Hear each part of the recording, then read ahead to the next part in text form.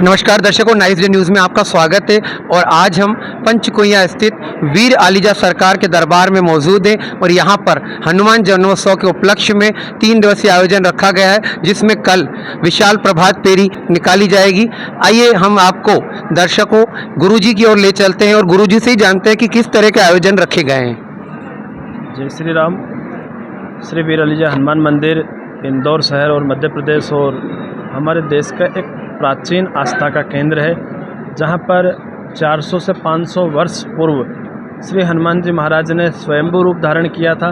भक्तों के कष्ट हरने हेतु यह पश्चिम मुखी हनुमान जी महाराज विशेष रूप से भक्तों के लिए लोकप्रिय हैं, जहां पर नित्य प्रति हजारों श्रद्धालु अपनी दुख दर्द पीड़ा लेकर आते हैं। हनुमान जी महाराज का झड़ा करवाते हैं, डोरा करवाते हैं और यहाँ पर अपने दुखों से निवृत्ति पाते हैं। श्री वीर अलीजा हनुमान मंदिर में यूँ तो वर्ष में अनेक भर आयोजन होते रहते हैं, जिसमें हनुमान जयंती हो, अन्नकूट महोत्सव हो, दीपावली हो, चाहे श्रावण हो, चाहे जन्माष्टमी हो या शिवरात्रि हो, अनेक आयोजन यहाँ पर होते रहते हैं।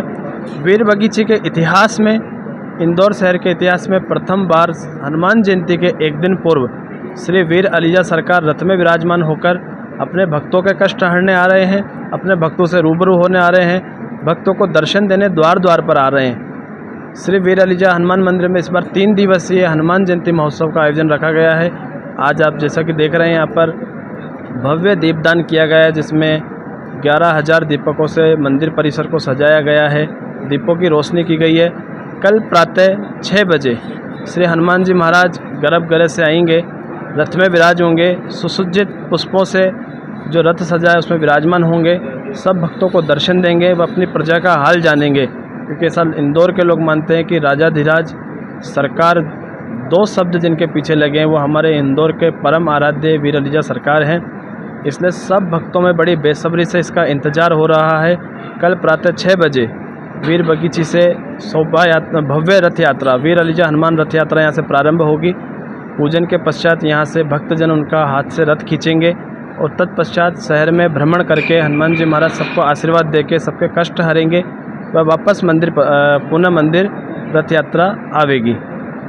दिनांक 12 अप्रैल को प्रातः 6 बजे स्वर्ण श्रृंगार होगा। स्वर्ण आभूषणों से श्री वीर अलीजा सरकार को सजाया जाएगा। राजाधिराज में उनकी छवि को प्रस्तुत किया जाएगा।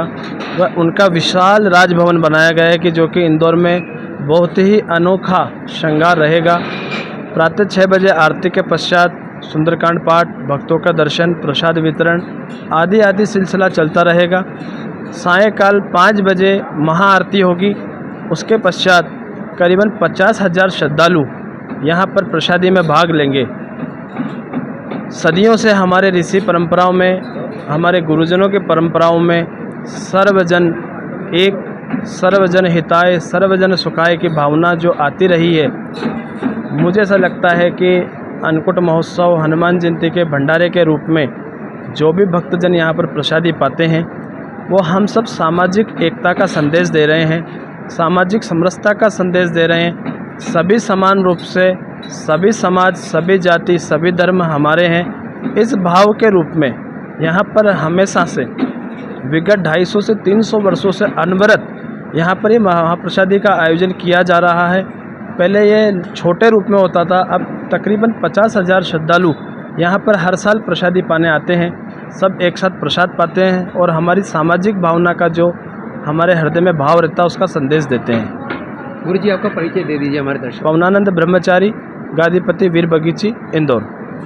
दर्शकों, अभी आपने गुरुजी के वाचन सुने। हमारे साथ खबरों में बने रहिए। मैं पत्रकार जयकिशन पेसवानी हमारे सहयोगी ऋषभ वैष्णव और कैलाश कोडेकर जी के साथ। धन्यवाद।